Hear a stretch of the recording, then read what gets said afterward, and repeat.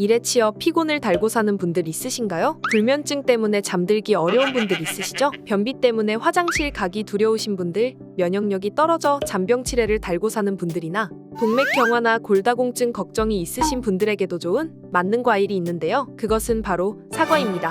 국민 과일로 불리우는 과일이지만 사과가 위험한 사람이 있는데요. 이번 영상에서는 사과를 조심해야 되는 사람과 대체 어디에 사과가 좋은지, 또 이왕 먹을 때 같이 먹으면 2배 이상 업그레이드 효과가 나는 음식까지 알려드리겠습니다. 시작하기 전에 구독과 좋아요는 컨텐츠 제작에 힘이 됩니다.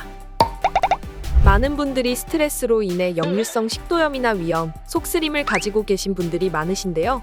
증상이 심하시다면 사과는 자제하는 것이 좋습니다. 40대 이상의 분들은 저산성 위염을 가진 경우가 있는데요. 위에 생긴 염증이 만성화되면서 위산 분비가 줄어든 위축성 위염으로 진단됩니다. 이런 경우에는 위산 분비를 늘리기 위해 사과가 도움이 될 수 있지만, 위산이 많이 분비되고 산도가 높은 20, 30대 과산성 위염의 경우에는 사과 섭취를 줄여야 합니다. 위 점막 손상으로 위산이 과도하게 분비되기 때문에 점막의 염증을 자극하지 않는 것이 중요한데, 사과가 약해진 점막을 자극할 수 있기 때문에 조심하시는 것이 좋습니다. 다음으로는 꽃가루 알레르기를 가지신 분들도 사과를 조심하셔야 하는데요. 꽃가루 알레르기를 가지신 분들은 꽃가루 식품 알레르기 증후군 증상이 나타날 수 있습니다. 즉, 꽃가루 알레르기와 단백질 구조가 비슷한 과일을 먹으면 알레르기 반응이 나타나는 것이죠. 꽃가루 식품 알레르기 증후군은 구강 알레르기 증후군이라고도 불리는데요. 꽃가루 알레르기를 가진 사람 10명 중 무려 4명에게서 나타나는 알레르기 증상입니다. 구강 알레르기 증상은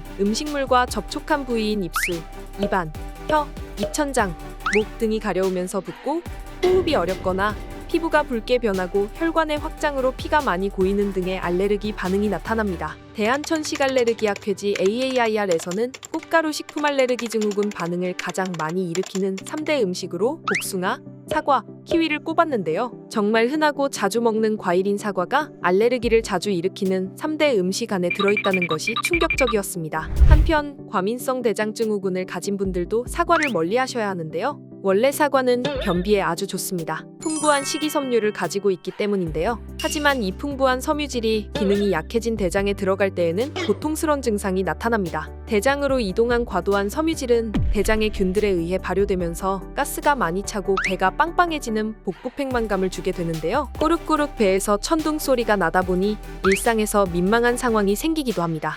또 장에 있는 수분을 섬유질이 흡수하면서 변이 묽어지거나 설사를 만들어내는데요. 대장의 컨디션에 따라 폭풍 설사를 유발할 수 있으니 과민성 대장 증후군을 가지신 분들이라면 사과 섭취에 주의하셔야 합니다. 하지만 앞서 전달드린 일부의 경우를 제외하면 사과를 섭취하는데 거리낄 이유가 없습니다. 왜냐면 사과의 효능은 정말 무궁무진하기 때문이죠. 과민성 대장 증후군에게는 좋지 않았지만 일반적인 대장 컨디션을 가지고 있다면 사과에 있는 펙틴 성분이 장의 연동운동을 활발하게 해서 장내 유해세균 배출을 돕고 변비를 예방합니다. 스무스하게 변을 내보낼 수 있게 만들어서 피부도 건강하고 깨끗하게 만드는데 한몫하는데요. 거기에 사과의 비타민C 성분이 콜라겐 생성을 촉진하고 멜라닌 세포의 생성은 억제한다고 하니 기미와 잡티, 주근깨 등을 예방하는 피부 건강에 든든한 지원군이 되고 있습니다. 또 피로를 일으키는 젖산의 분비를 억제하고 제거하여 피로 회복에 도움을 주고 혈액순환과 신진대사를 촉진해서 감기나 외부에서 유입되는 바이러스와 질병으로부터